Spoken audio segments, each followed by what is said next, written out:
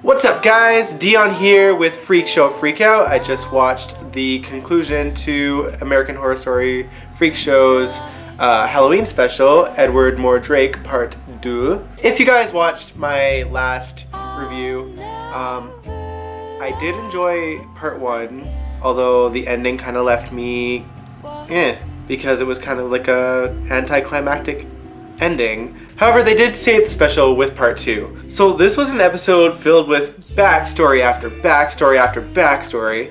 We got to learn so much about like all the characters today. The most interesting backstory I found anyway was getting to finally hear Twisty the Clown's story. So Edward Mordrake continues to go through all the freaks in the freak show tent. He goes to Elsa and hears her backstory. When he was about to kill her, he hears someone else performing, that someone else being Twisty. Twisty, at this point, has captured Jimmy and Esmeralda, who kind of happen to see Twisty recapture one of his victims who escaped, and they decide to investigate and get captured themselves. Twisty then decides to take all of his victims and does a show for them with the help of his assistant again. So he puts Esmeralda in a box and he's gonna do the magic trick where he saws a person in half. Luckily, Jimmy manages to untie himself and tackle him down and helps Esmeralda escape. She in turn helps all of his victims escape, and unfortunately for Jimmy, he gets recaptured again. But before Twisty can even do anything to him, he gets a visit from Edward Mordrake, who heard him playing the keyboard as he was trying to entertain his victims. He gets Twisty to take off his mask. Obviously, Twisty is having a hard time talking, but with Edward calming him down and making him use his words, we get to hear Twisty's full backstory. We learn that Twisty obviously has a little bit of a mental disability, but it's a little bit less psychotic than it would appear to seem the past few episodes. He was a little slow, but he was a clown. He was a normal clown entertaining kids, and I guess at the circus that he worked in, all the freaks treated him really badly and said that the kids were claiming that he was touching them in a way that wasn't just to warm their hearts. I don't know if it's true or not. It was hard to say. It could have very well been that. I want to believe it's not true and that they were just saying that to tease him. And they said, ooh, the cops were coming, which they probably weren't. And Twisty, I guess, runs away. And he heads back to Jupiter, finds out his mom is dead, and decides to try to make toys for kids because he believes in his heart that he knows what kids want. He tries to sell them at a store, and it makes the store owner completely uncomfortable. And he threatens to call the cops.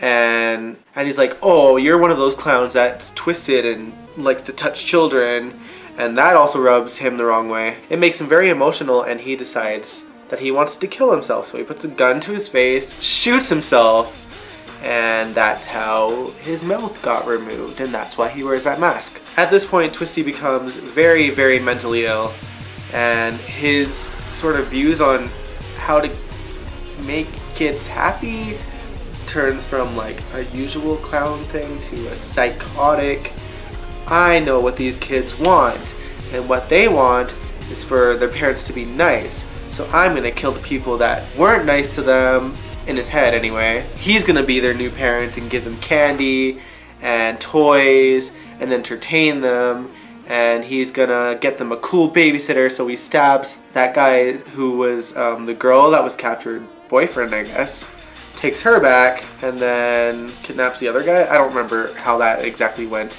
Anyway, so we learned that's why he captured his victims. He truly believed that he was doing kids a favor by kidnapping them and taking them under his wing and entertaining them and making him their new dad slash clown, I guess.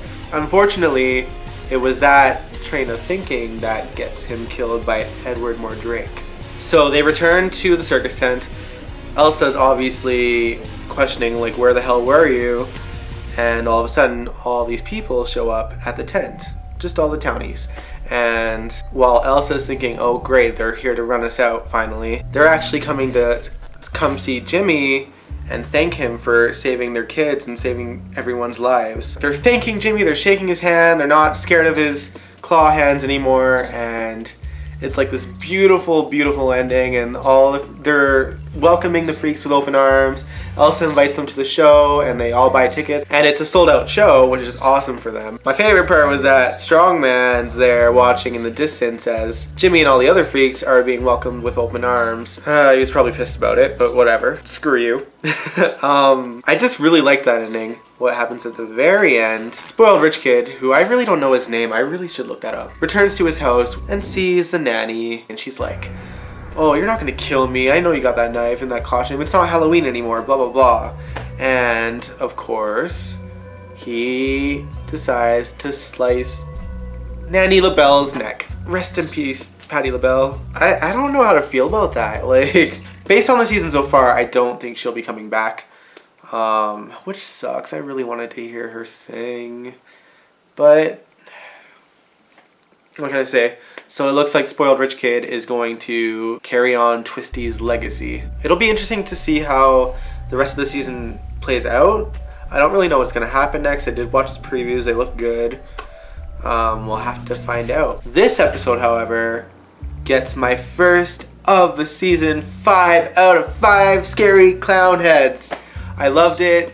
It really saved the ending of last episode. They actually decided, hey, let's actually tell Twisty's story and actually see why he kidnapped them, what his plans were, what was going through his mind. Honestly, I was pretty fearful that like the writers didn't really know what they were doing with Twisty, but they clearly had a plan, and I shouldn't doubt that because, let's face it, American Horror Story rocks my socks. The writing's been spot on every other season, so I really had nothing to worry about.